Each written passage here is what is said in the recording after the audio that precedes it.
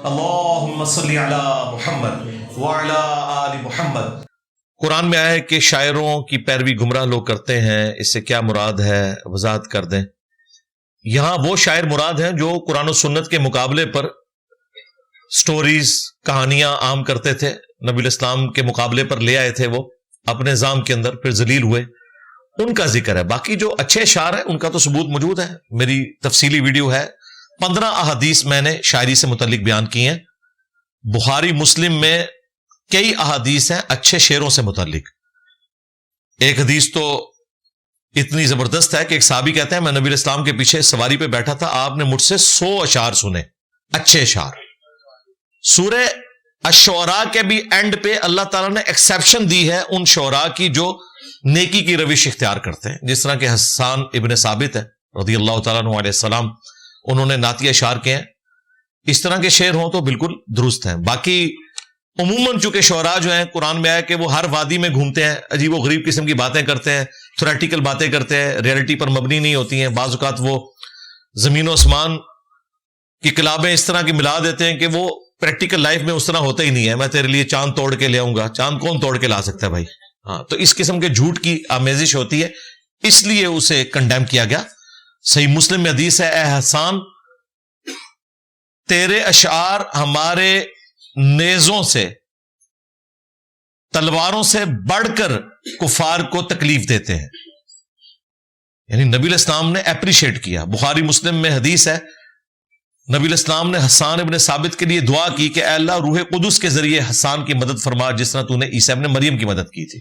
اور مسلم شریف میں تو 10 احادیث ہیں جن میں نعتیہ کلام موجود ہے، جس کا اردو ترجمہ بھی ہمارے بھائی شعیب بھائی نے پڑھا تھا، میرے آقا میرے مولا محمد رسول اللہ۔ یہ جو نعت ہے نا، صحیح مسلم میں جو حضرت حسان ابن ثابت کے نعتیہ اشعار ہیں نا، ان کا اردو ترجمہ ہے۔ تو اس قسم کے اشعار ہوں، ڈاکٹر اقبال کی شاعری میں بعض زبردست اشعار ہیں جو کہ قرآن و سنت کی ترجمانی کرتے ہیں، احادیث کو بریف کرتے ہیں۔ صحیح مسلم میں حدیث ہے، اللہ تعالیٰ اس قرآن کی وجہ سے قوموں کو عروج دے گا اور اس قرآن کی وجہ سے قوموں کو زوال دے گا۔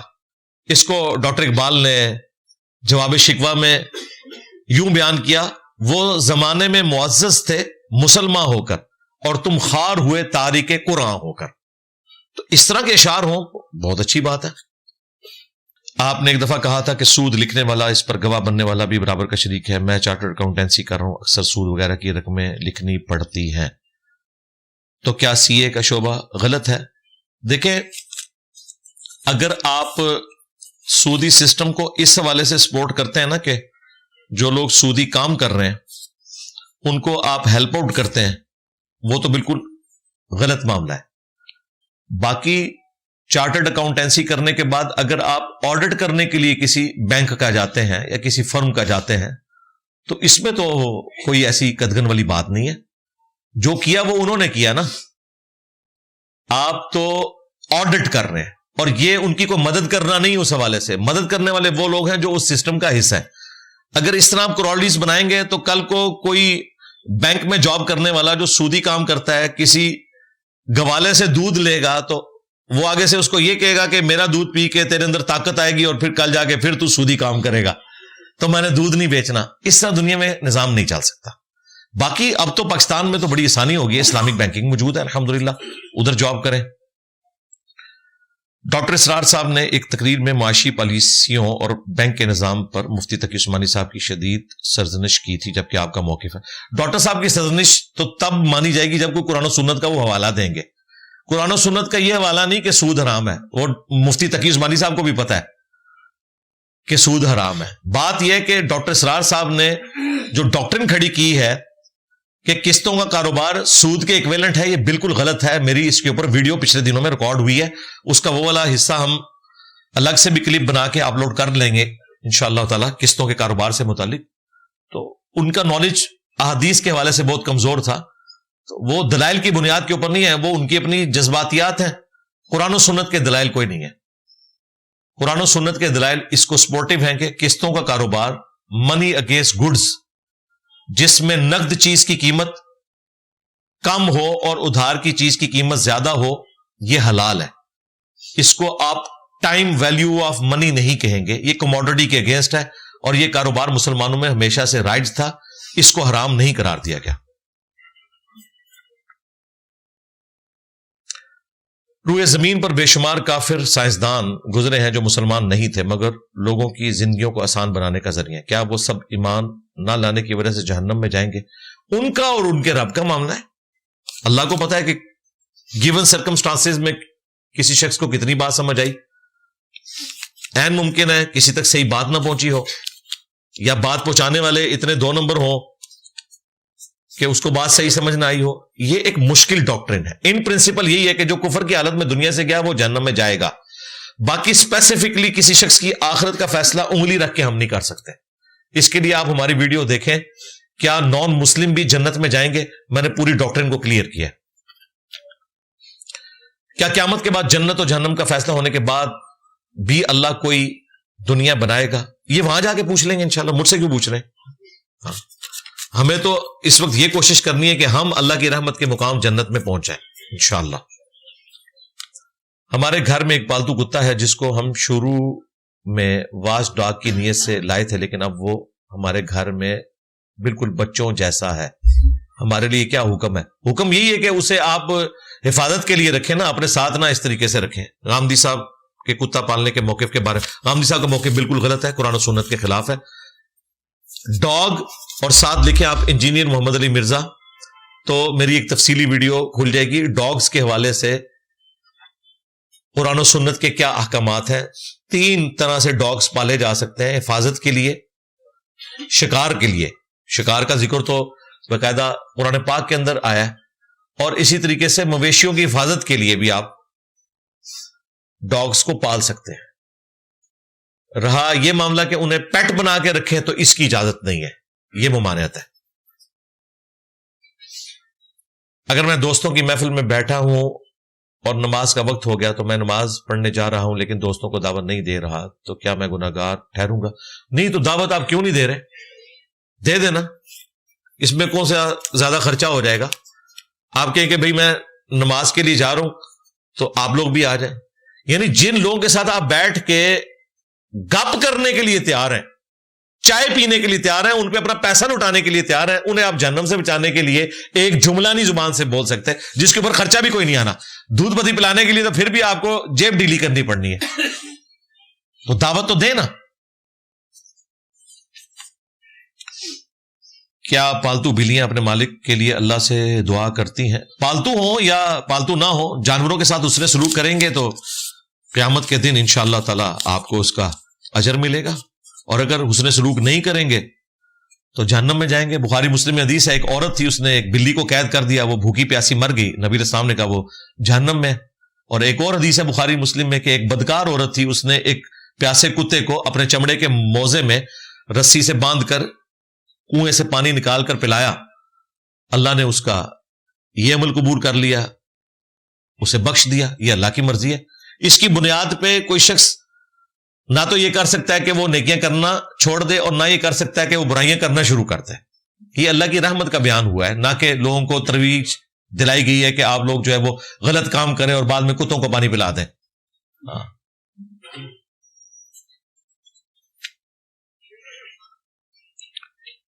ای ایف یو سے لائف انشورنس کروا سکتے ہیں؟ واللہ عالم، اگر اسلامک ہے تو کروا لیں۔ لائف انشورنس سے ہمیں اختلاف نہیں ہے، اس کے طریقہ کار سے اختلاف ہے۔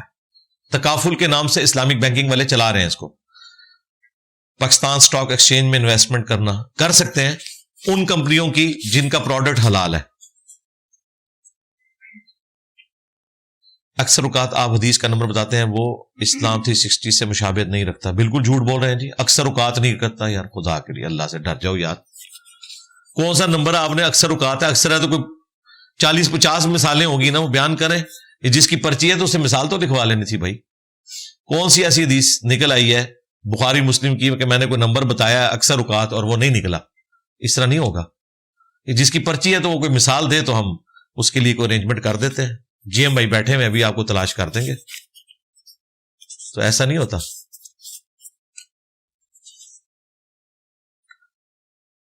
مسئلہ رفع الیدین، از کمپلسری اور آپشنل. آپشنل والا تو معاملہ ہی نہیں ہے, سنت طریقے ہی ہے. رفع الیدین سے متعلق فرقہ وارانہ نظریات کا تحقیقی جائزہ یہ دیکھ لیں. اگر کوئی خاوند اپنی بیوی کو کسی غیر مرد کے ساتھ دیکھ لے تو کیا نکاح ٹوٹ جاتا ہے؟ نکاح نہیں ٹوٹتا, لیکن ایسی عورت کو تنبیہ کریں گے, اپنے بستر سے الگ کریں گے, پھر بھی نہیں مانتی تو ٹھیک ہے, پھر آپ علیحدگی اختیار کر لیں. ایک مجلس میں 3 طلاق اگر قرآن میں ہے تو رہنمائی فرما دیں. قرآن اس ٹاپک کے اوپر خاموش ہے. قرآن صرف یہ کہتا ہے کہ طلاق 2 دفعہ دی جا سکتی ہے, الطلاق مرتان. اس کے بعد یا آپ نے بیوی کو رکھنا ہے یا چھوڑ دینا ہے, اور یہ بھی جب کوئی طلاق دے, ادروائز طلاق ایک ہی ہوتی ہے. اس کے بعد 3 مہینے جب گزر جائیں تو طلاق بائن بن جاتی ہے. اب اس عورت کی مرضی, چاہے آپ سے دوبارہ نکاح کر لے چاہے کسی اور مرد سے کرے. لہٰذا 3 طلاق دینے کی ضرورت نہیں. اگر کسی نے دینی ہے تو 1 طلاق دے. 3 اگر دے دی تو پھر دوبارہ نکاح نہیں ہو سکتا اس عورت کے ساتھ. تو قرآن میں یہ ٹاپک نہیں ہے کہ اگر کوئی اکٹھی دے لے تو ہو جائے گی یا نہیں ہوگی. یہ صحابہ کرام کے فتاوی ہیں. چونکہ قرآن میں اگر ایک چیز ان اٹینڈڈ ہے تو وہ پھر سنت کے ذریعے پتہ چلے گی. جس طرح قرآن میں نماز کا طریقہ نہیں آیا تو سنت کے ذریعے ٹرانسفر ہوا ہے. اسی طریقے سے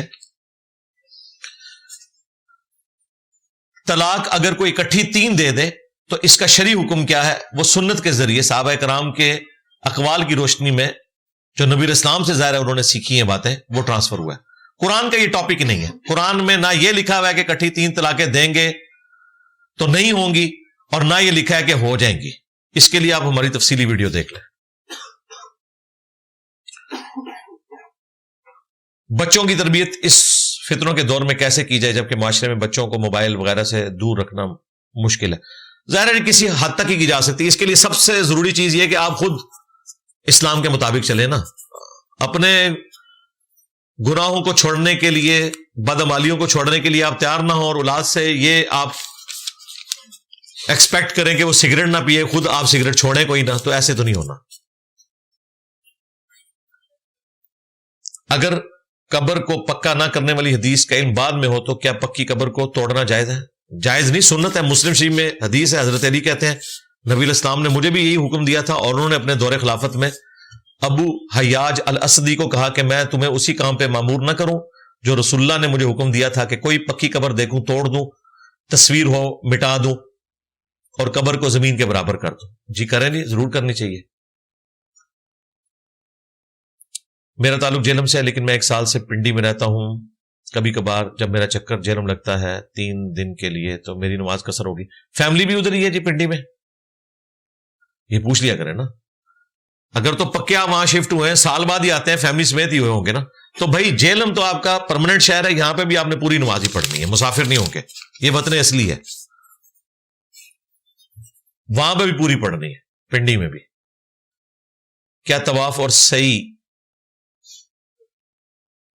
جوتوں میں کی جا سکتی ہے کہ نہیں؟ جی کی جا سکتی ہے, اونٹ پہ بھی بیٹھ کے کی جا سکتی ہے, سنت ہے.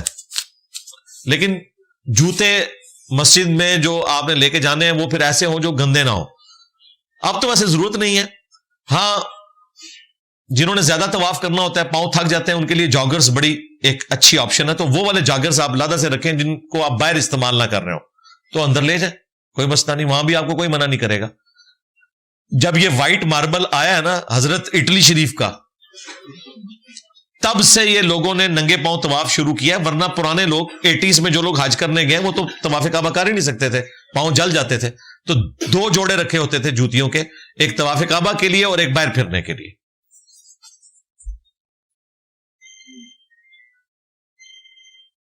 کیا کسی ملک کا ایٹمی حملہ کرنے پر آپ ایٹمی ہتھیاروں سے ہی جواب دیں جس میں بے گناہ شہری بھی مارے جائیں؟ میرے بھائی آپ کا تو کوئی لینا دینا ہی نہیں اس مسئلے کے ساتھ. نہ آپ کسی دوسرے ایٹمی ملک کے بٹن دبانے کے لیے مامور ہے, نہ ہمارے ملک میں بٹن دبانے کے لیے مامور ہے. لہذا اس سے آپ کا کوئی لینا دینا ہی نہیں میرے بھائی. ہاں. سفر کے دوران فجر میں سنت پڑھنا لازمی تو نہیں ہے, سنت ہے کہ نبی اسلام نے سفر میں عشاء کے وتر اور فجر کی سنتیں پڑھی ہیں. اگر پوسٹنگ کہیں اور ہو تو سفری نماز آبائی شہر میں پڑھیں. جی آبائی شہر میں ہمیشہ پوری نماز ہی پڑھنی ہے. مسافر کی نماز تفصیلی ویڈیو میری ریکارڈ ہے. کیا مکے میں ہوٹل کے باہر یا ہوٹل میں مسجد والے فلور پر نماز پڑھنے کا ثواب حرم جتنا ہوگا؟ نہیں، حرم جتنا تو نہیں ہوگا. اور دوسرا، صف ٹوٹ گئی تو پھر نماز تو درست نہیں ہے. یہ جو بعض لوگ جو ہے روڈ کے اوپر ہی مصلی ڈال لیتے ہیں اور نماز شروع کر دیتے ہیں، اس طرح نماز نہیں ہوتی. آپ ہوٹل کے پاس جو لوکل مسجد ہے وہاں نماز پڑھ لیں. حرم میں آپ وہ نماز پڑھیں جو آپ آسانی سے جا سکتے ہیں. ہم جتنا عرصہ حج اور عمرے پہ وہاں رہے تو رہائش ہماری تقریباً 40-50 منٹ کی مسافت پہ تھی پیدل. تو فجر کی نماز تو ایڈجسٹنٹ مسجد میں پڑھ لیتے تھے، اور ظہر، عصر، مغرب، عشاء یہ حرم میں جا کے پڑھتے تھے حج کے دنوں میں، کیونکہ بہت زیادہ رش ہوتا تھا.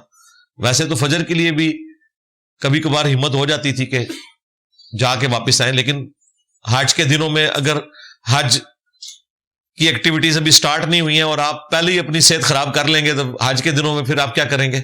اس لیے لوگ پھر ہوٹل میں ہی نماز پڑھ لیتے ہیں، حرم تک نہیں جاتے تاکہ اپنی انرجی کو سیو رکھیں. اور اگر کسی نے حرم تک جانا بھی ہے، کوئی سواری ہو تو بہت اچھی بات ہے، ادروائز آپ کی مرضی ہے. باقی ثواب تو ظاہر ہے حرم مکہ کی مسجد میں ہی وہ ہوگا. کیا صرف دوستوں کے ساتھ میوزک بجایا جا سکتا ہے؟ مجھے نہیں سوال کی سمجھ آئی. میوزک بجانے، ہاں جی، گانا اور چیز ہے، میوزک سے تو بھائی بچیں، یہ اس کا اینڈ جو ہے وہ تباہی ہے.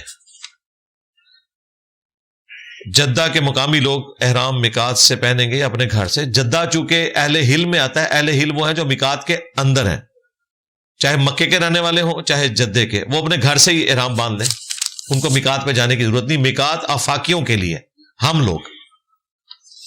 ہم آفاقی ہیں جو میقات کے باہر رہتے ہیں. زمزم میں عام پانی ملانے سے اثر ہوتا ہے کیونکہ سعودیہ سے تھوڑا پانی ساتھ لانے دیتے ہیں، تو ٹھیک ہے ملا لیں. باقی اثر ہوتا ہے نہیں ہوتا، زمزم کا بھی اثر ہوتا ہے نہیں ہوتا، یہ تو اللہ کا اور بندوں کا معاملہ ہے، تو ملا لیں ٹھیک ہے. لیکن جب کسی کو دیں پھر اسے بتائیں کہ یہ ملاوٹ شدہ پانی، یہ نہ اسے کہ میں آپ کے لیے اتنی دور سے پیور زمزم لے کے آیا ہوں. جھوٹ نہ مارو پھر. باقی پانی ملانا اس میں کوئی گناہ نہیں ہے. داڑھی کو اس نیت سے کٹوانا کہ گھنی آئے گی، یہ ٹھیک ہے، ہاں کر سکتے ہیں ایسے. ظاہر بس اوقات آزمائش بن جاتی ہے اس حوالے سے کہ لوگ پھر داڑھی نہیں رکھتے، بعض لوگوں کی داڑھی صحیح نہیں نکل رہی ہوتی، تو جواز ہی حد تک ہے، پریفریبل ہے. میری بھی داڑھی نہیں تھی شروع میں صحیح، پھر آہستہ آہستہ پوری ہوگی. باقی ہم اس پہ کوئی فتویٰ نہیں لگاتے. اور پھر اس قسم کی ادویات بھی، آئلز بھی اویلیبل ہیں، اگر وہ یوز کر لیں تو زیادہ بہتر ہے. عمرے کے بعد ٹینٹ کروانا لازمی ہے یا تھوڑے سے بال منڈوا سکتے ہیں؟ دونوں سنت ہیں، اس اعتبار سے کہ صحابہ کرام نے سر منڈایا بھی ہے اور قصر بھی کروایا. اس کا ذکر سورہ فتح میں موجود ہے. نبی علیہ السلام کو خواب دکھائی گئی تھی اور نبی کا خواب وہی الہی ہوتا ہے کہ صحابہ کرام سر مونڈ بھی رہے ہیں اور قصر بھی کروا رہے ہیں. لیکن صحیح بخاری میں آیا کہ سر منڈوانے والوں کے لیے نبی علیہ السلام نے 2 دفعہ دعا کی ہے اور ان کے لیے 1 دفعہ کی ہے. دونوں طریقے درست ہیں. احرام پہن کر اوپر جیکٹ پہن سکتے ہیں کہ نہیں؟ نہیں جی نہیں پہن سکتے، سلا ہوا کپڑا. اس کی بجائے آپ موٹی چادر لے لیں نا احرام کی. ضروری نہیں وائٹ ہو، وائٹ احرام پریفریبل ہے. احرام کی چادر کسی بھی رنگ کی ہو سکتی ہے، بلیک لے لیں، گرم چادر لے جائیں یہاں سے، وہ لے لیں احرام کے طور پہ. تولیے والا احرام لینا تو وہ گرم چادر کے ایکویلنٹ ہوتا ہے. جب ہم حج پہ گئے تھے 18 دسمبر 2007 کو یوم عرفہ تھا اور اچھی خاصی ٹھنڈ تھی، تو میں نے تولیے والا احرام لیا ہوا تھا، تو کوئی ٹھنڈ نہیں لگی، لے سکتے ہیں، کوئی مسئلہ نہیں.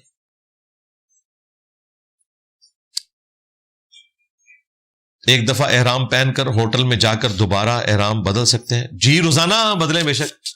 احرام کا یہ مطلب نہیں کہ جو چادریں آپ نے پہنی ہیں آپ یہ اینڈ تک پہن کے رکھنی ہے، نہیں. احرام کا مطلب یہ ہے کہ جب تک آپ حج عمرے کی پابندیوں سے نہیں نکلتے اس وقت تک آپ نے سلے ہوئے کپڑے نہیں پہننے. کپڑے آپ روزانہ بدلیں، کوئی مسئلہ نہیں. یہ مت مشہور ہے، کپڑے ناپاک ہو گئے ہیں بدل لیں، میلے ہو گئے ہیں بدل لیں، اور چادر لے لیں، کوئی مسئلہ نہیں ہے. کرتے ہیں لوگ، جب ناپاک ہو جاتے ہیں تو بدلتے ہیں، اس میں کوئی مسئلہ نہیں. بس یہ ایک پابندی ہے کہ آپ نے سلے ہوئے کپڑے نہیں پہننے. کیا عمرے کے دوران لیڈیز کو پیریڈز آ جائے تو عمرہ ہو جائے گا؟ نہیں، عمرہ نہیں ہوگا. تو لیڈیز کو پیریڈز روکنے والی ادویات پہلے کھلا دیں تاکہ اس فتنے سے آپ بچ جائیں. انتظار کریں گے نا پھر عمرہ تو کرنا پڑے گا.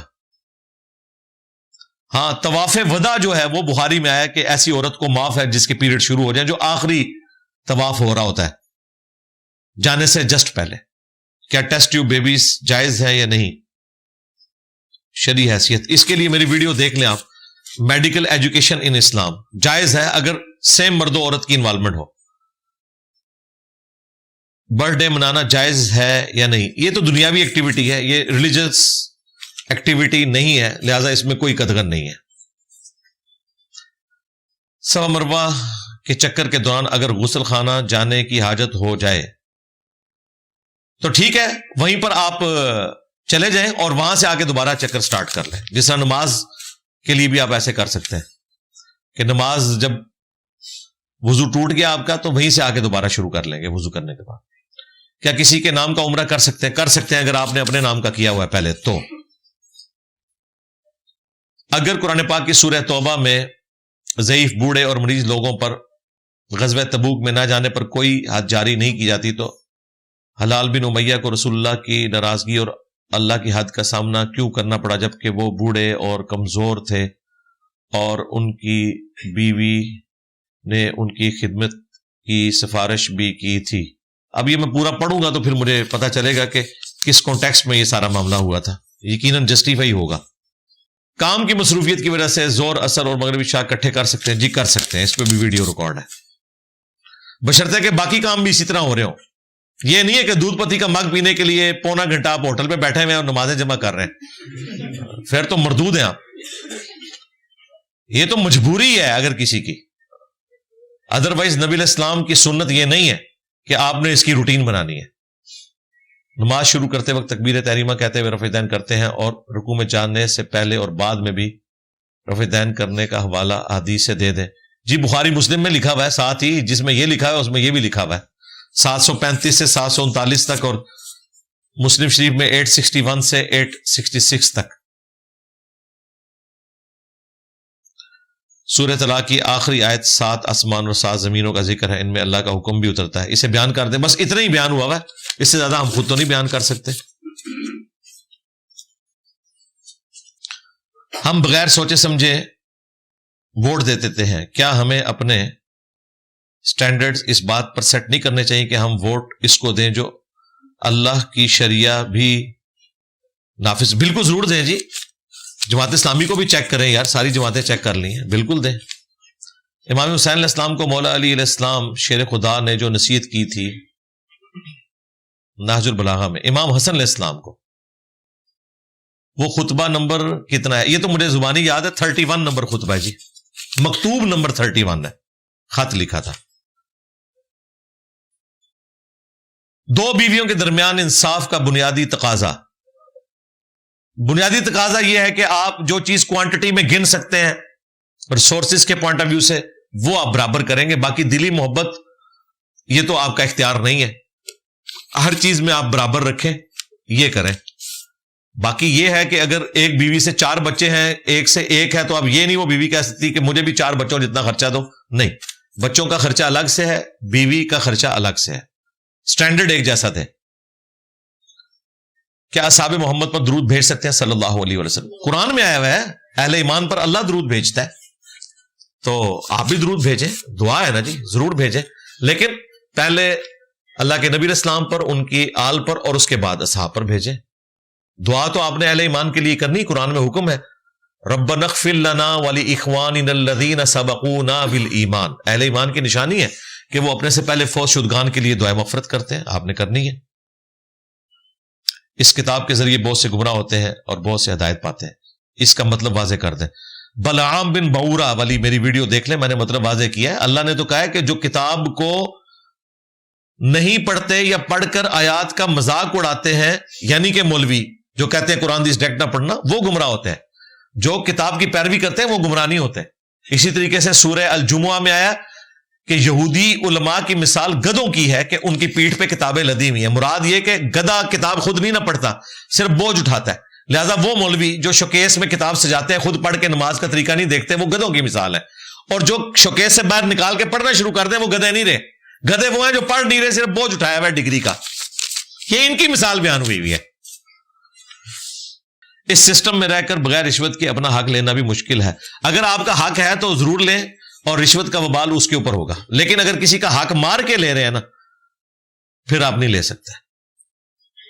مثلا آپ کا حق ہے کہ آپ کا بجلی کا میٹر لگے, ڈیمانڈ نوٹس بھی جمع کروا دیا, پھر بھی نہیں لگ رہا, پھر ایز اے لاس ریزارٹ اگر آپ کو کرنا پڑتا ہے تو وہ لینے والا گناہگار ہوگا, دینے والا نہیں ہوگا.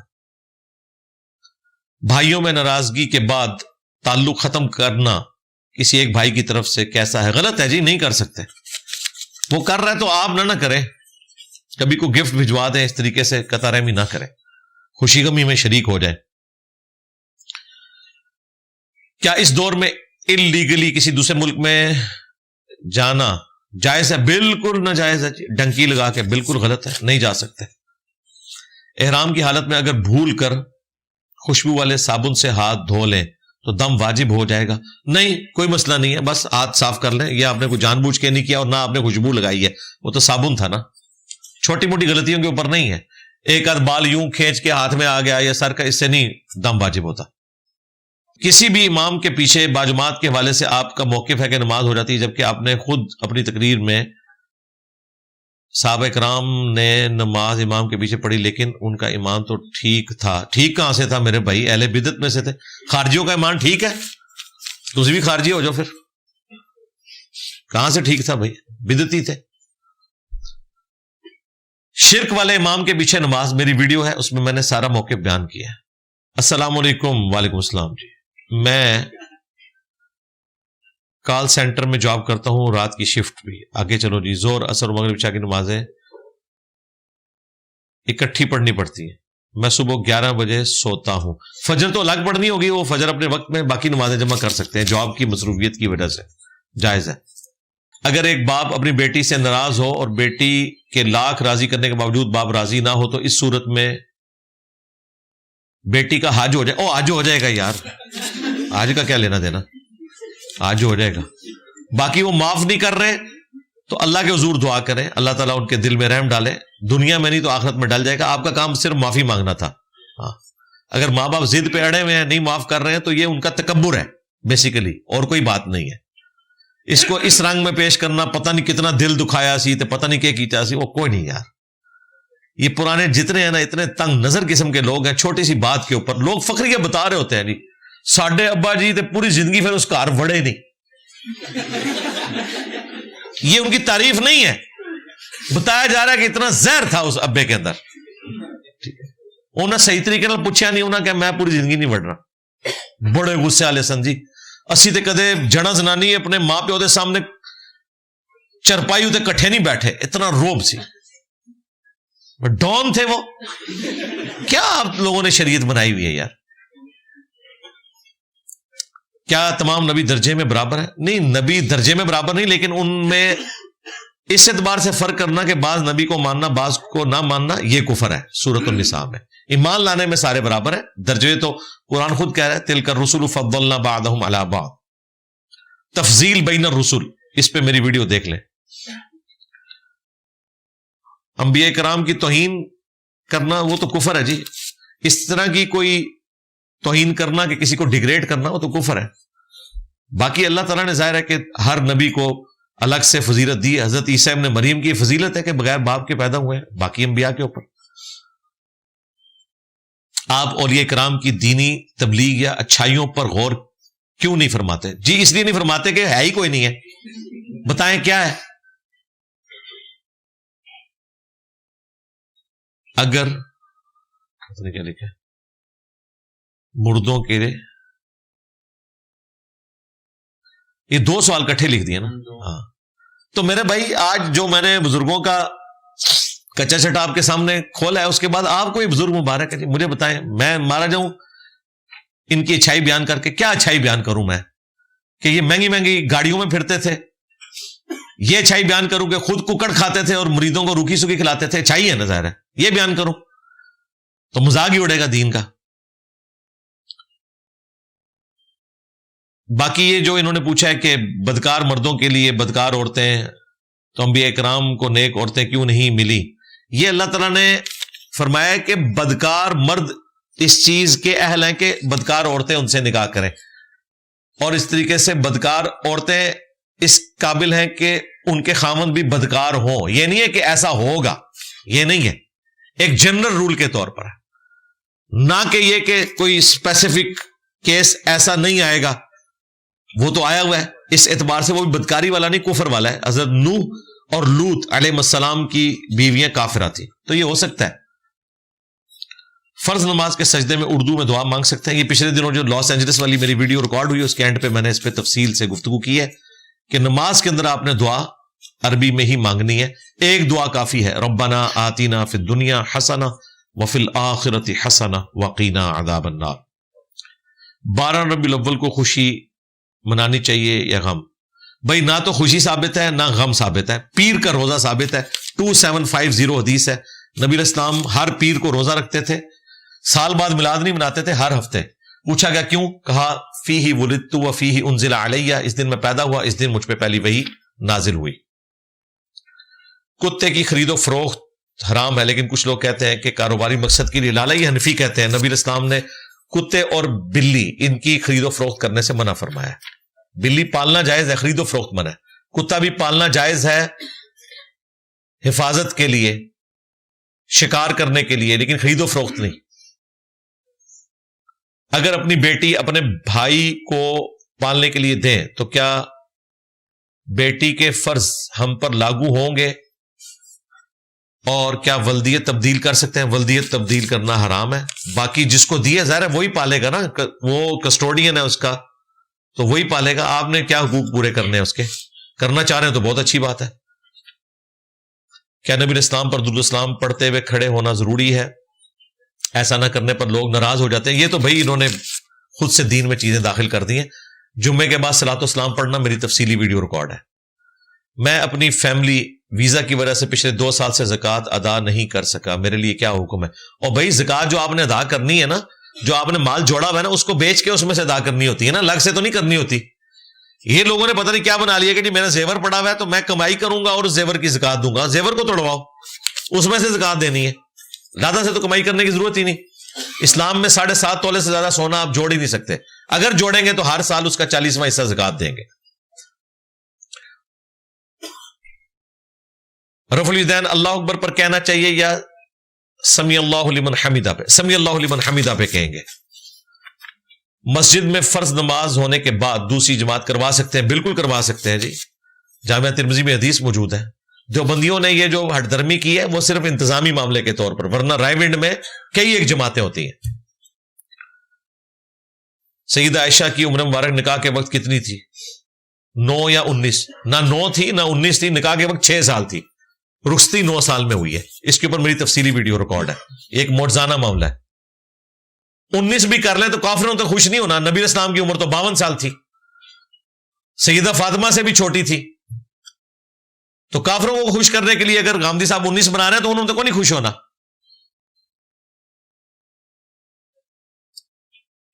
اگر احادیث کی روایات ضعیف تھیں تو محدثین نے بیان کیوں کی؟ تاکہ پتہ چل جائے کہ یہ ضعیف ہے. امام ابو داؤد نے بغیر رفع الیدین والی حدیث لکھ کے ساتھ لکھا وَلَيْسَ بِصَحِيحٍ عَلَى هَذَا الْمَعْنَى. اچھا کیا، نیکی کی ہے. باقی جنہوں نے ویسے نقل کی تو وہ بری ذمہ ہیں، وہ کہتے ہیں ہم نے سند بیان کر دی، آپ خود دیکھیں.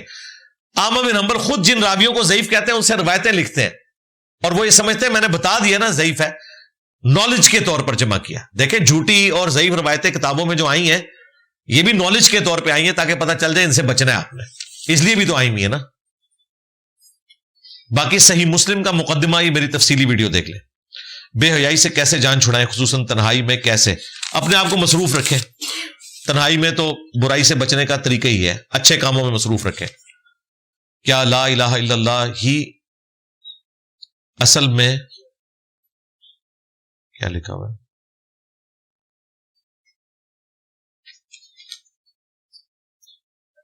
پالیٹکس ہے کہ اللہ کے نظام؟ جی کریں نظام قائم، کینیڈا میں جا کے کریں. ہاں کینیڈا میں گئے نا لوگ نظام قائم کرنے کے لیے. یہاں سے آپ کو فلسطین بھیج رہے تھے، آپ کو افغانستان بھیج رہے تھے، خود کینیڈا چلے گئے. جائیں. باقی ہماری ویڈیو ریکارڈ ہے اقامت دین کے اوپر، ہم تو یہیں بیٹھے ہوئے ہیں بھائی. کیا کنڈوں کا کھانا کھایا جا سکتا ہے؟ اور بھائی بدعت ہے یہ تو. کیا دوران سفر مووی دیکھنا جائز ہے وقت گزارنے کے لیے؟ مووی دیکھ کے آپ نے پھر برائی کے اندر مبتلا ہونا ہے؟ بالکل کوئی جائز نہیں ہے. اپنا اسمارٹ فون رکھیں, اس پہ آپ قرآن کے لیکچر دیکھیں, یوٹیوب کے اوپر جا کے آپ اللہ کی قدرت کے نظارے دیکھیں. آپ نے مووی کیوں دیکھنی ہے؟ اسمارٹ فون ہے اور ساتھ ایک آپ ہینڈ فری لیں اور اپنے آپ کو مصروف رکھیں. آپ تو مسئلہ ہی ختم ہو گیا.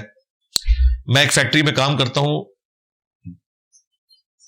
جس میں افسران بری زبان استعمال کرتے ہیں اور عورت بھی کام کرتی ہے جو کہ پردے کے بغیر ہوتی ہے. تو اس ماحول میں اپنا ایمان کیسے محفوظ رکھوں؟ بھائی یہ آپ نہیں دیکھنا ہے, نگاہوں کی حفاظت کریں, بس یہی کہہ سکتے ہیں, اور تو کوئی حل نہیں ہے. چھپی دوستی نہ کریں. کیا گورنمنٹ کے کسی ادارے سے پینشن لینا جائز ہے؟ ہاں جی جائز ہے. گورنمنٹ کی جاب آپ کرتے ہی اس لیے ہے کہ آپ کو پینشن ملتی ہے. یہ پہلے دن طے ہوتا ہے کہ 60 سال تک میں اپنی زندگی آپ کو دوں گا, بڑھاپے میں آپ نے میرے کام آنا ہے, کیونکہ آپ نے اپنا کاروبار تو نہیں کیا. 60 سال تک جو اپنا کاروبار کر رہا ہے وہ تو 70-80 سال تک دکان پہ بیٹھا رہے گا. ایک سرکاری ملازم کیا کرے گا بیچارہ؟ تو اس نے شروع میں یہ جاب اسی لیے ایکسپٹ کی تھی کہ اس کے ساتھ یہ پیکج تھا. ہاں اگر شروع میں نہیں تھا تو بعد میں پینشن نہیں دینی چاہیے اس کو, لیکن اگر آپ نے ونس طے کیا ہے کہ ایک بندہ اپنی زندگی دے رہا ہے آپ کو, پھر آپ کو پینشن دینی چاہیے. اس لیے لوگ جاب کرتے ہیں. ادروائز تو سرکاری نوکری کوئی نہ کرے, کیونکہ پرائیویٹ تو تنخواہیں زیادہ ہوتی ہیں سرکاری کے مقابلے پہ, لوگ اپنے کاروبار بھی کر لیتے ہیں. تو یہ اس پیکج کا حصہ ہوتا ہے, یہ رزق حلال میں ہی آتا ہے. یہ ذہن میں رکھیے گا. یہ جو بعض لوگوں کے دماغ میں اس قسم کا کوئی تقوی آ جاتا ہے نا, تو وہ ذہن میں رکھے کہ یہ اس پیکج کا حصہ ہوتا ہے. اسی لیے آپ دیکھیں پچھلے دنوں جب یہ بات ہو رہی تھی کہ جو وابڈا کے ملازمین ہیں ان کے فری والے یونٹ ختم کیے جائیں, تو میں نے مخالفت کی تھی کہ کیوں کیے جائیں بھائی, وابڈا کی تنخواہ اتنی تھوڑی ہیں, انہی یونٹس کی وجہ سے تو انہوں نے نوکری حاصل کی تھی. یعنی جب میکینیکل انجینئر ہوتے ہوئے میں اپنے ادارے سے 1.5 لاکھ روپے تنخواہ لے رہا تھا, تو میرا کلاس فیلو ریلوے میں یا وابڈا میں جاب کرتے ہوئے 70-80 ہزار تنخواہ لے رہا تھا, مجھ سے آدھی. وہ کیوں لے رہا تھا کہ ریلوے میں ہے تو اسے کچھ ٹکٹ فری مل جائیں گے, اور اگر وابڈا میں ہے تو اسے یونٹس مل جائیں گے. یہ اس کے پیکج کا حصہ ہے جب اس نے نوکری جوائن کی تھی وابڈا کی. تو یہ آپ اس سے نہیں چھین سکتے, ادروائز تو پھر وہ نہ کرتا نا, اپنا مستقبل اور رکھتا. جن لوگوں نے پرائیویٹ جابز کی ہیں, ہم تو اسی 1.5 لاکھ پہ بیٹھے ہوئے تھے, وہ 10 لاکھ 15 لاکھ 20 لاکھ تنخواہ پہ پہنچ چکے تھے. ہم نے پوری زندگی میں جتنا کمانا ہے نا پینشن سمیت, اتنا ہمارے جو کلاس فیلوز تھے جو ہم سے زیادہ نالائق تھے, انہوں نے تو پہلے 15-20 سال میں سب کچھ کما لیا تھا, لیکن ان کے لیے پینشن کوئی نہیں ہے. تو یہ پیکج کا حصہ ہے. کیا انسان ایکٹنگ کر سکتا ہے, ڈرامے اور فلمیں بنا سکتا ہے, تو کیا اس کی کمائی حلال ہوگی؟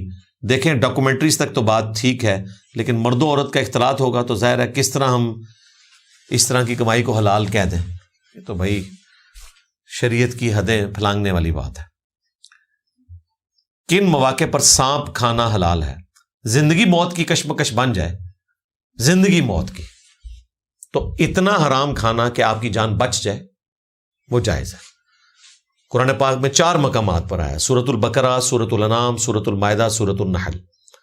مردار کے بارے میں, خنزیر کے بارے میں, اور بہتے ہوئے لہو کے بارے میں, اور جس پر ذبیحہ کے وقت غیر اللہ کا نام لیا جائے, یہ ساری چیزیں حرام ہیں. لیکن اللہ تعالیٰ نے فرمایا کہ اگر اضطراری کیفیت ہو, بغاوت نہ ہو اور حد سے بڑھنا نہ ہو, یعنی اتنا ہی لینا کہ جان بچ جائے, تو آپ حرام کھا لیں, تو اللہ تعالیٰ کی طرف سے کوئی گرفت نہیں ہے. حتیٰ کہ سورہ النحل میں آیا کہ اگر کوئی کلمات کفر بھی بول دے دل ایمان پر ہو, جان بچانے کے لیے فتوے کے طور پر, تو جائز ہے. اس کے تحت اگر جان بچانے کے لیے آپ کو جس طرح بعض اوقات کمانڈوز کو جنگلوں کے اندر ایسا کرنا پڑ جاتا ہے جان بچانے کے لیے, تو جائز ہے. باقی ٹیسٹ اس کا چیک کرنے کے لیے کھانا ہے کہ کیسا ہوتا ہے, تو وہ آپ کو بتا دیتے ہیں. جن لوگوں نے کھایا ہے وہ کہتے ہیں مچھلی کے قریب ہوتا ہے, اور میرا خیال ہے تازہ مچھلی اگر آپ کو میٹھے پانی کی مل جائے اس سے ٹیسٹی کوئی چیز ہی نہیں ہے. پاکستان میں سندھ اور پنجاب کے لوگ ایک دوسرے کے گھٹنوں کو ہاتھ لگاتے ہیں یا ہندوؤں کی طرح ہاتھ جوڑتے ہیں. اسلامک نقطہ نظر سے قرآن و حدیث کی روشنی میں کیا حکم ہے؟ کسی دوسرے کے گھٹنوں کو ہاتھ لگانا اس حال میں کہ آپ اس کے سامنے حد رکوع کو جھک جائیں, تو بھئی یہ تو غلط ہے. البتہ حد رکوع کو نہیں جھکے, کسی کو متوجہ کرنے کے لیے اس کی داڑھی پہ ہاتھ, گھٹنوں پہ ہاتھ, رسپیکٹ دینے کے لیے, جبکہ آپ نہیں جھکے اس کے سامنے, تو یہ کلچرل چیز ہے، اس کے اوپر کوئی شرعی فتویٰ نہیں لگے گا جب تک آپ حد رکوع جھکتے نہیں ہیں۔ کنٹریکٹرز بولی لگاتے ہیں، آپس میں طے کرتے ہیں کہ ایک کنٹریکٹر جیتے گا اور باقی کو پیسے دیے جائیں گے، یہ پیسے لینا دینا درست ہے؟ بالکل نہیں درست جناب، بالکل یہ جوا اور سود کی کیٹیگری میں فال کرے گا۔ اسی طریقے سے لکی کمیٹی جو ہے وہ بھی بالکل غلط ہے۔ میں سنگر بننا چاہتا ہوں اور معاشرے میں برائی کے خلاف آواز اٹھانا چاہتا ہوں، کیا اس میں کوئی برائی تو نہیں ہے؟ مہربانی کریں کوئی اور طریقہ اڈاپٹ کریں، آپ تبلیغی جماعت جوائن کر لیں۔ کیا ہم تشہد میں دعا کے ساتھ اسماء اعظم پڑھ سکتے ہیں؟ جی پڑھ سکتے ہیں، کوئی مسئلہ نہیں ہے، ویسے تشہد میں ضرورت نہیں ہے، پہلے یہ اللہ کی حمد آ چکی ہے، التحیات للہ والصلوات والطیبات۔ مسجد میں ستونوں کی وجہ سے صفیں ٹوٹ جاتی ہیں تو کیا جماعت ہو جائے گی؟ بالکل ہو جائے گی، یہ شرعی عذر ہے، جان بوجھ کے صف نہیں توڑنی چاہیے۔ جب ایک شرعی عذر موجود ہے، ظاہر ہے چھت اس کے اوپر کھڑی ہوئی ہے، تو اس کی وجہ سے جماعت میں صف کا ٹوٹنا لازم نہیں آئے گا۔ کیا قمیض کے کف کو موڑ کر نماز پڑھی جا سکتی ہے؟ صحیح بخاری میں موجود ہے، نبی علیہ السلام نے نماز کے دوران کپڑوں کو موڑنے سے، بالوں کا جوڑا لگانے سے منع کیا، تو آپ اس کو نارمل پوزیشن پہ کریں۔ البتہ اگر قمیض ہے ہی چھوٹی، وہ الگ معاملہ، جس طرح ٹی شرٹ ہے اس میں نماز درست ہے، لیکن یہ قمیض میں اوپر تک کر لوں تو نماز سے پہلے اس کو نیچے کرنا ہے آپ نے۔ کیا رکوع اور سجدے کی کوئی ایک تسبیح 3 بار کہنی ضروری ہے، یا ہم مختلف تسبیحات ایک بار کہہ سکتے ہیں؟ جی مختلف تسبیحات بھی ایک بار کہہ سکتے ہیں، لیکن عمومی جو تسبیح ہے وہ صحیح مسلم میں رپورٹ ہوئی، جامع ترمذی میں، رکوع میں آپ نے سبحان ربی العظیم پڑھنا ہے اور سجدوں میں سبحان ربی الاعلی۔ اس کے علاوہ بخاری مسلم میں آیا سبحانک اللہم ربنا وبحمدک اللہم اغفر لی۔ صحیح مسلم میں آیا سبوح قدوس رب الملائکۃ والروح۔ تو تینوں تسبیحات ایک بار پڑھ لیں یا ایک تسبیح 3 دفعہ، تو آپ نے وہ ٹائم گزار لیا ہے رکوع اور سجدے میں جو ریکوائرڈ ہے، درست ہوگا۔ بچے کا نام رکھنے کا حق ماں کا ہے یا باپ کا ہے؟ دونوں مل کے رکھ لیں جی، اگر جھگڑا ہو گیا اس لیول پہ، ماں باپ میں انڈرسٹینڈنگ نہیں ہے، ایک نام جو ہے وہ ماں کی طرف سے ڈال لیں، ایک باپ کی طرف سے، کوئی حرج نہیں ہے۔ سیدنا علی کا نام ماں نے حیدر رکھا تھا اور حضرت ابو طالب نے علی رکھا تھا، دونوں ہی درست ہیں۔ دکان پر سگریٹ اور نسوار فروخت کرنے کے لیے رکھ سکتے ہیں؟ بالکل نہیں رکھنے چاہیے جی۔ وَلَا تُلْقُوا بِأَيْدِيكُمْ إِلَى التَّهْلُكَةِ، یہ اپنے ہاتھوں سے ہلاک کرنا ہے اپنے آپ کو، تو ظاہر ہے اس طرح کی چیز کی کمائی بھی درست نہیں ہوگی۔ جب میں 950 کلومیٹر کا سفر ٹرین سے دلی سے بہار جاتا ہوں تو کیا ٹرین میں رش کی وجہ سے چھوٹی ہوئی نمازوں کو گھر پہنچ کر ترتیب سے پڑھنا جائز ہے؟ پڑھنی تو ضروری ہے، جائز کیا، فرض ہے بھائی۔ کوشش کریں راستے میں بھی آپ نمازوں کو جمع بھی کر لیں اور راستے میں ہی نماز کو پڑھ لیں، قصر نماز۔ گاہک اور الیکٹریشین مجھ سے اشیاء کی بڑھتی ہوئی قیمت والی انوائس بنوانے کو کہتے ہیں جبکہ اصل قیمت ادا کرتے ہیں، کیا یہ عمل اسلام میں جائز ہے؟ جی غلط ہے، آپ کو بھی پتہ ہے، صحیح مسلم میں حدیث ہے، گناہ وہ جو تیرے دل میں کھٹکے اور تو اس بات سے ڈرے کہ لوگ اس پر مبتلا نہ ہو۔ یہ غرض ہے، دھوکہ دیا جا رہا ہے۔ البتہ بسا اوقات ایسا ہوتا ہے سرکاری کیسز میں کہ وہ ٹیکس کے پیسوں کو ایڈجسٹ کروانے کے لیے اس طرح کی انوائسز بنائی جاتی ہیں، اور اس میں دونوں طرف کمپنیز انوالو ہوں اور سرکاری بھی، ظاہر ہے ذمہ دار کوئی آدمی ہو جس میں کوئی غرر اور دھوکہ نہ ہو، اپنے بجٹ کو میٹ کرنے کے پوائنٹ آف ویو سے کنسنسس کے ساتھ ایسا کوئی معاملہ ہو تو وہ بالکل درست ہوگا۔ لیکن یہ فیصلہ ظاہر ہے کہ بڑے آفیسرز اور کمپنی کا ہیڈ مل کے کریں گے، نچلے لیول پہ تو ظاہر ہے بے ایمانی ہو رہی ہوتی ہے۔ آیت سجدہ پڑھنے کے بعد اگر کوئی سجدہ نہ کرے تو کیا گناہ ہوگا؟ گناہ نہیں ہوگا جی۔ آیت سجدہ جو ہے یہ سنت ہے، واجب کے درجے میں نہیں ہے، اور اس کے لیے وضو کرنا بھی شرط نہیں ہے۔ اصل مسئلہ یہ ہوتا ہے کہ لوگ وضو کی وجہ سے رہ جاتے ہیں، یا بسا اوقات ان کو فزیکلی سجدہ کرنے میں تردد ہوتا ہے۔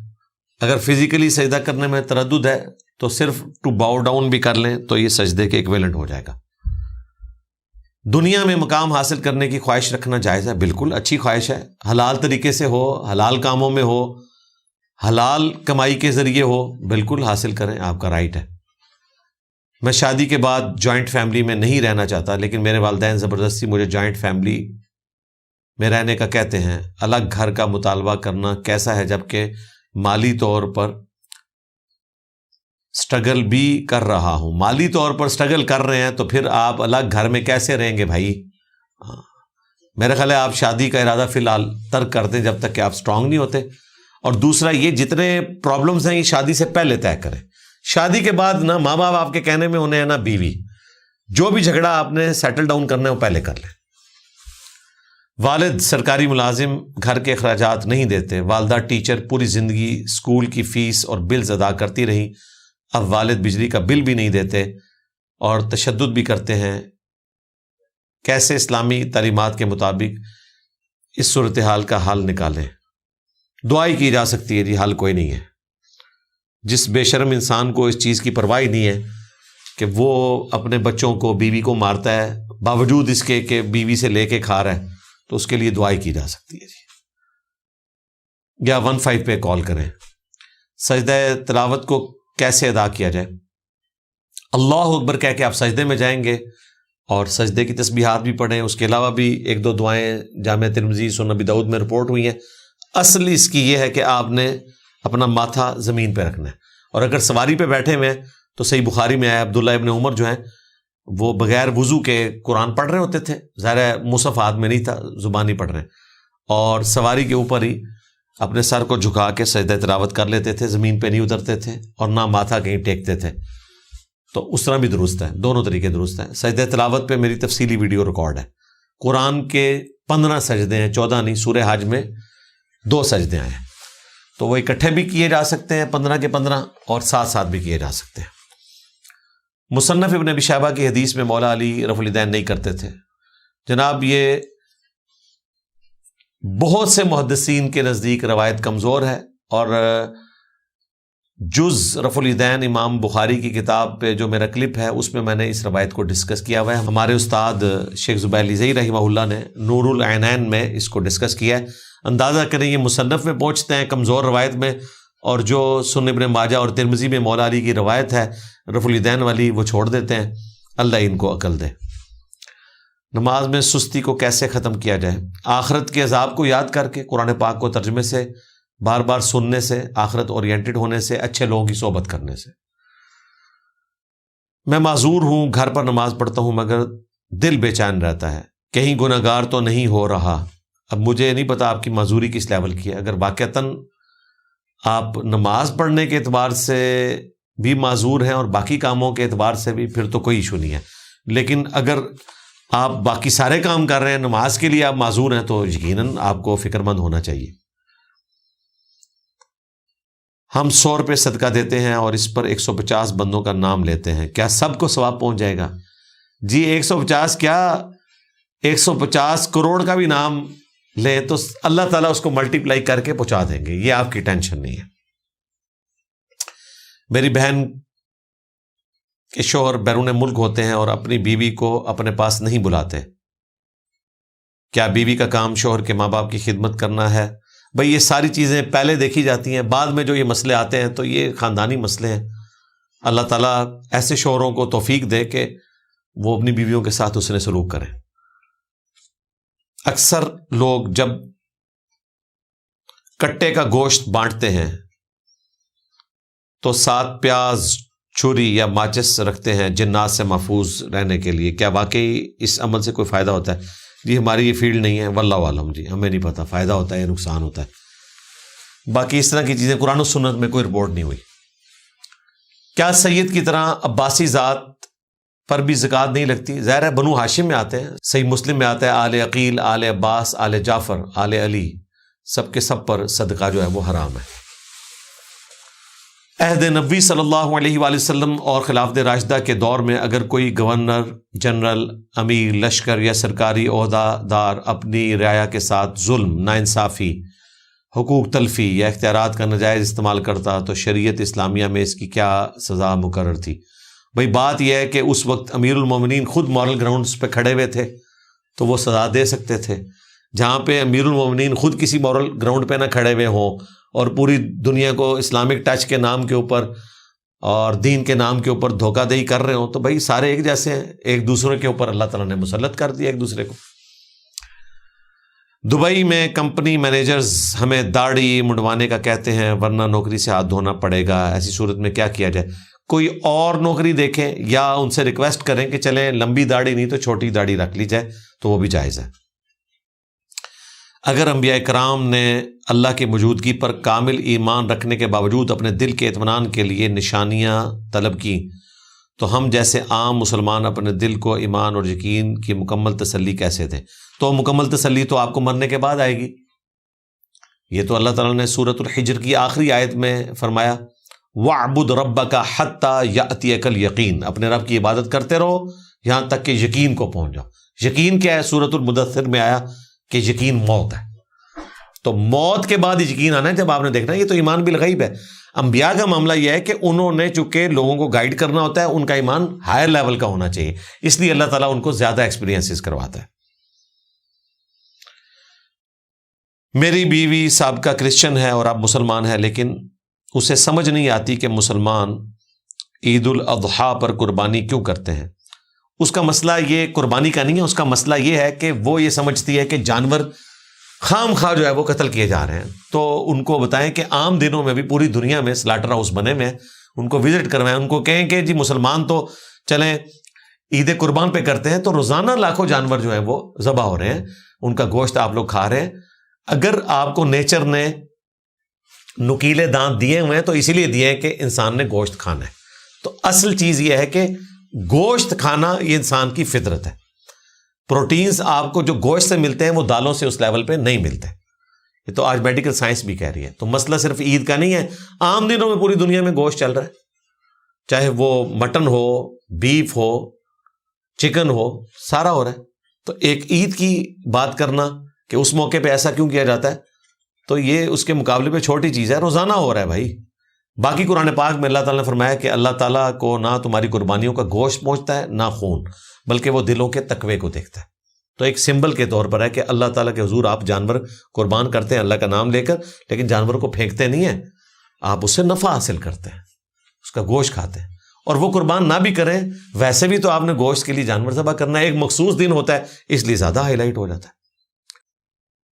میں بریلویوں کے فیضان مدینہ میں جاب کرتا ہوں اور وہاں ظہر کی نماز جماعت سے پڑھنے میں رفع الیدین کرنے سے جاب ہی چلی جائے گی، تو کیا مجھے مجبوراً یہ سنت ادا نہ کر سکنے پر اس کا ثواب مل جائے گا؟ یار جاب کیوں چلی جائے گی؟ فیضان مدینہ والے جو باپا جانی ہیں وہ تو قادری ہیں، اور عبد القادر جیلانی نے نماز کا طریقہ رفع الیدین سے لکھا ہوا ہے، جاب تو نہیں آپ کی جانی چاہیے۔ میرا معصومانہ سا سوال ہے، اس کو آپ طنز نہ سمجھیے گا۔ آپ سچے قادری بننے کی کوشش کریں گے تو قادریوں کے جو اس وقت پیشوا ہیں باپا جانی، وہ آپ کو جاب سے فارغ کر دیں گے۔ تو یہ ایک لمحہ فکری ہے نا، وہ آپ سے کہیں گے کہ نہیں جی آپ ہمبلی ہو کر کر لیں، محمدی ہو کر نہ کریں، کیونکہ ان کے نزدیک تو اماموں کی قدر جو ہے وہ پروفٹ سے زیادہ ہے۔ تو آپ ان کو کہیں کہ ہمیں ہمبلی سمجھیں، ہم ہمبلی ہیں، کیونکہ امام احمد بن حنبل بھی اہل حدیث ہی تھے، اور اہل حدیث اہل سنت کو کہتے ہیں۔ میں اگلے دن وہ مفتی سمر عباس اتاری صاحب حفظہ اللہ تعالی ان کو سن رہا تھا، تو وہ یہ کہہ رہے تھے کہ جی یہ لوگ رفع الیدین لیتے ہیں غنیۃ الطالبین سے، عبد القادر جیلانی کی کتاب سے، باقی عقیدے اس سے کیوں نہیں لیتے ہیں؟ اور اس میں وہ ایک عقیدہ اس حوالے سے ذکر کر رہے تھے، یہ آپ کی اس پرچی کی وجہ سے مجھے یاد آ گیا کہ انہوں نے کہا کہ عبد القادر جیلانی نے تو جنتی فرقہ اہل سنت لکھا ہوا ہے۔ نا سرکار مفتی صاحب، ہاں مفتی سمر عباس اتاری صاحب، یہ آپ کی ذمہ داری ہے کہ پبلک کو بتائیں کہ عبد القادر جیلانی نے اہل سنت والجماعت نہیں لکھا ہوا، انہوں نے لکھا ہے کہ اصحاب الحدیث اہل حدیث ہی اہل سنت والجماعت ہیں، اور آپ تو اہل حدیث نام سے چڑھتے ہیں۔ آپ کو پوری بات بتانی چاہیے تھی کہ عبد القادر جیلانی نے اہل سنت والجماعت کو جنتی فرقہ نہیں لکھا ہوا، انہوں نے لکھا ہے کہ اصحاب الحدیث اہل حدیث ہی اہل سنت والجماعت ہیں۔ تو انہوں تو منگا ہی کوئی نہیں نے، بریلوی تو ویسے اس زمانے میں آئے نہیں تھے، جس طرح کے اتاری احمد بریلوی کے زمانے میں کوئی نہیں تھے۔ اور قادری جو ہیں وہ جنید بغدادی کے زمانے میں کوئی نہیں تھے. یہ ہر بابا اپنی فرنچائز لانچ کر کے گئے نا. پہلے جنیدی تھا, پھر عبد القادر جیلانی آئے, انہوں نے کہا کہ جی میرا سلسلہ جاری کرو, میرا نام عبد القادر ہے, قادری لکھو. پھر اعلیٰ حضرت آئے, رضوی ڈال دیا. پھر ہمارے باپا جانی آئے, انہوں نے اتاری ڈال دیا. تو یہ آپ نے پوری بات بتانی ہے. اور اس سے اگلی بات مفتی صاحب یہ بھی بتانی ہے کہ انہوں نے حنفیوں کو جہنمی فرقہ لکھا ہے غنیت الطالبین میں. یہ پوری بات بتانی ہے آپ نے. اور اسماء و صفات کے مسئلے میں لکھا ہے کہ اللہ تبارک و تعالی کی جو اسماء و صفات ہیں اس کے اعتبار سے یہ اس کیٹیگری میں فال کرتے ہیں جو جہمیہ کی کیٹیگری ہے. پلس انہوں نے غنیت الطالبین کے اندر ایمان کے کم زیادہ ہونے کے اعتبار سے بھی حنفیوں کو کرٹیسائز کیا ہوا ہے کہ ان کا عقیدہ جو ہے وہ ہٹا ہوا ہے راہ حق سے. لہذا میں آپ کو بتاؤں, آپ کے اعمال بھی عبد القادر جیلانی والے نہیں ہیں, آپ کے عقیدے بھی عبد القادر جیلانی والے نہیں ہیں. اور یہ پبلک کو دھوکہ دینا بند کریں کہ چاروں اماموں کے عقیدے ایک تھے, فقہ میں اختلاف تھا. نہیں, چاروں اماموں کے نہیں, 3 اماموں کے عقیدے ایک تھے. امام حنیفہ کی طرف جو منسوب عقیدے ہیں, چلے ہم ان کو بینیفٹ آف ڈاؤٹ دیتے ہیں, ان عقیدوں کو باقی 3 امام گمراہی سمجھتے تھے. یہی وجہ ہے کہ امام بخاری نے امام ابو حنیفہ سے کوئی حدیث نقل نہیں کی صحیح بخاری میں. اور یہ نہ سمجھیے گا میں الزام لگا رہا ہوں, ڈاکٹر طاہر القادری صاحب نے خود اپنے لیکچر میں بیان کیا ہے کہ چونکہ امام بخاری اس عقیدے کے قائل تھے کہ ایمان کم بھی ہوتا ہے زیادہ بھی ہوتا ہے, وہ ظاہر احادیث ہیں, مسلم شریف میں واضح حدیث ہے, جب کوئی شخص جو ہے وہ بدکاری کرتا ہے تو ایمان اس سے نکل کے اوپر منڈرانا شروع کر دیتا ہے. قرآن پاک میں کئی آیات ہیں کہ جب آیات نازل ہوتی ہیں اہل ایمان کا ایمان بڑھ جاتا ہے.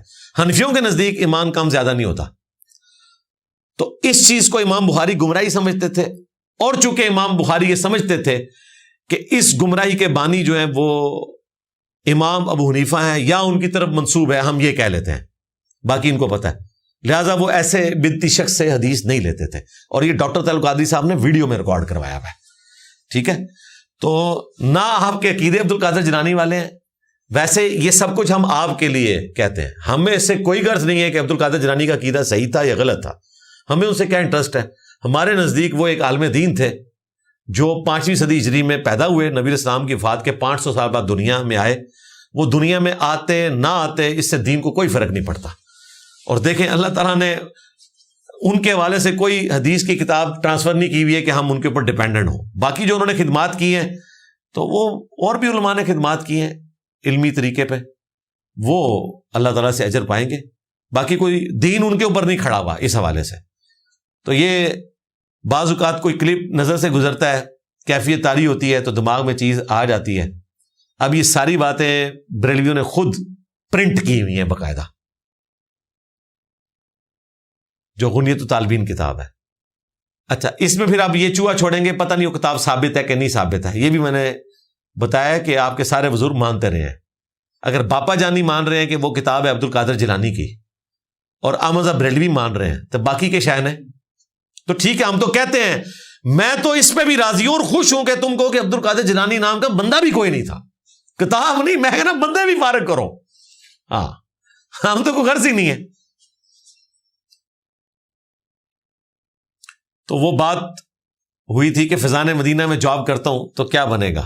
یہ ساری باتیں میں نے آپ کو اس لیے نہیں کی ہے کہ فضان مدینہ جا کے آپ یہ لیکچر دینا شروع کر دیں, تو جو جاب کل جانی تھی وہ آج ہی چلی جائے تو بات کسی طرح چلے گی. اور جاب تو رہ ہی جانا سی. شکر ہے پرچی لکھنے کا فائدہ ہوتا ہے کہ مجھے یاد رہتا ہے کہ گل کی تو ٹوری سی. تو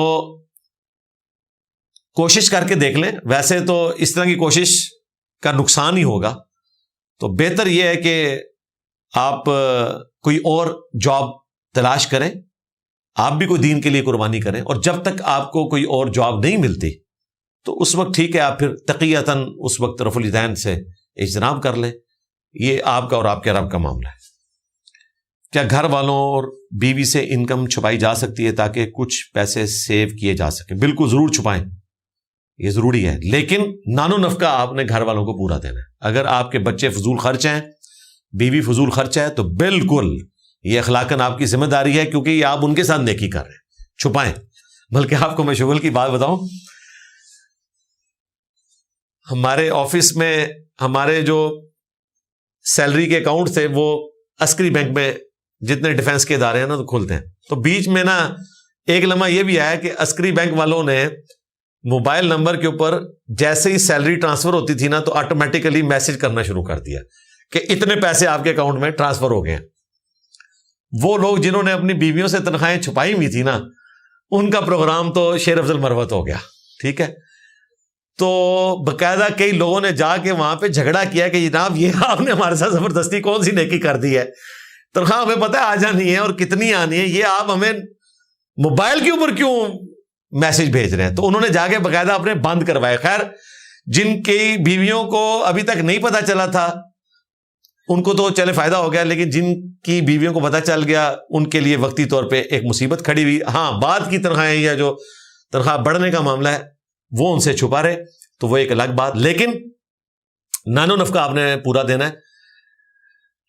حضرت ہند نے ابو سفیان رضی اللہ تعالیٰ عنہ کی شکایت کی حضور سے کہ یہ خرچہ پورا نہیں دیتے, تو کیا میں ان کے مال میں سے کچھ لے لیا کروں ان کی اجازت کے بغیر چھپا کے. چوری کا لفظ میں نہیں بولتا, آپ لوگ 295A لگا لیں گے, چاہے آپ نہ بولیں. تو بیسیکلی تو یہی پوچھ رہی تھی. تو آپ علیہ السلام فرمایا کہ اتنا لے سکتی ہو جس سے تمہارا خرچے والا معاملہ ہو جائے. اس میں تو الفاظ ہیں کہ میرا خاوند بڑا کنجوس ہے, مجھے وہ ضرورت کی چیزیں بھی نہیں دیتا جو نانو نفقہ ضروری ہے جو قرآن میں آیا. تو یہ آپ کا حق ہے جی, آپ چھپائیں, بالکل چھپائیں. ہیئر ٹرانسپلانٹ کروا سکتے ہیں یا نہیں؟ ضرور کروائیں. طارق جمیل صاحب نے کروایا 70+ میں, اور وہ کہتے ہیں کہ میری بیوی کی ڈیمانڈ ہے, تو آپ کی بیوی اگر ڈیمانڈ کرتی ہے تو ضرور کروائیں. ٹرانسپلانٹ زیادہ اچھی چیز ہے ویگ کی نسبت. اس میں پھر اور کی باتیں لوگ پوچھنا شروع کر دیتے ہیں, جی غسل کے لیے اتاریں نہ اتاریں, اس کے سمیت ہی غسل کریں. ہیئر ٹرانسپلانٹ میں آپ اپنے ہی بال لگوا رہے ہیں اور اس مصیبت سے بھی آپ کی جان چھوٹ جائے گی. اب تو یہ سستا ہو چکا ہے, یہ ضرور کروائیں. میری اس کے اوپر تفصیلاً ویڈیو ریکارڈ ہے. ہیئر ٹرانسپلانٹ لکھیں, مولانا طارق جمیل لکھیں تو ساری احادیث کھل جائیں گی. آج میں اس تفصیل میں نہیں جاتا. اگر امام سے پہلی رکعت میں کوئی بھول ہو جائے جس کی وجہ سے آخر میں سجدہ سہو کرنا پڑے اور میں نماز میں دوسری یا تیسری رکعت میں شامل ہوا, تو کیا امام کے ساتھ مجھ پر بھی سجدہ سہو کرنا لازم ہوگا؟ سجدہ سہو آپ پر لازم ہے یا نہیں ہے, لیکن آپ پر یہ لازم ہے کہ جب تک امام کی نماز مکمل نہیں ہوتی آپ اپنی چھوٹی بھی رکھتے نہیں پڑھ سکتے, کیونکہ امام نماز مکمل کرے گا تو آپ نے کھڑے ہونا ہے. سجدہ سہو امام کرے گا تو فائنل سلام پھیرے گا. سجدہ سہو سے پہلے اگر وہ سلام پھیرتا ہے ایک طرف, جس طرح کے حنفی کرتے ہیں, یہ بھی تابعین سے ثابت ہے, دو طرف سلام پھیر کر سجدہ سہو کرنا بخاری مسلم میں ثابت ہے, وہ بھی آپ کر سکتے ہیں. جب تک امام فائنل سلام نہیں پھیرتا اس وقت تک امام کی اپنی نماز مکمل نہیں ہے, تو آپ نے تو امام کی اقتدا کرنے کے بعد جب وہ سلام پھیرے گا تو اپنی رکعت کے لیے کھڑے ہونا ہے. لہذا یہ جو آپ نے دور کی کوڑی لانے کی کوشش کی ہے تو وہ آپ کا پروگرام نہیں چل سکے گا. اس کی وجہ یہ ہے کہ جب امام کی اپنی نماز مکمل نہیں ہوئی ہے اور آپ نے امام کے فائنل سلام کے بعد ہی اپنی رکعتیں پوری کرنی ہوتی ہیں, تو فائنل سلام تو اس کا آیا نہیں ہے جب تک وہ سجدہ سہو نہیں کرے گا. لہذا سجدہ سہو آپ کے اوپر آٹومیٹکلی ضروری ہو گیا, وہ آپ نے کرنا ہے. بدعت کی تعریف کیا ہے, اس کے اوپر میں آج تفصیلاً بول چکا ہوں, اس لیے دوبارہ سے اس سوال کو انٹرٹین کرنے کی ضرورت نہیں. الگ سے بھی میری ویڈیو ریکارڈ ہے, اچھی بدعت بری بدعت لکھیں, تفصیلاً ویڈیو ریکارڈ ہے.